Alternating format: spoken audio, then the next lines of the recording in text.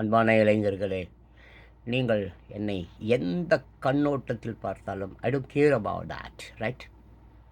ஆனால் ஒரு விஷயம் மட்டும் நல்லா புரிஞ்சுக்கோங்க. உலக நாடுகள் எல்லாமே இந்த கட்சி வச்சிருக்கிறவங்க நன்கொடை என்ற பெயரில் பிச்சை எடுப்பார்கள். அந்த மாதிரி கொடுக்குறாங்க எல்லாம். ஆனால் இப்போ ரீசெண்ட்லி நான் போட்டு 3 நாளைக்கு முன்னாடி இந்த தேர்தல் what is it, electrical bond, அதான் தேர்தல் பத்திரமா, தலை சுற்றிச்சு எனக்கு அப்படியே. மொத்தம் ஒரு 33 கம்பெனிக்காரங்க கட்சிக்காரங்க பொதுவாக பிரித்து கொடுத்துருக்காங்க.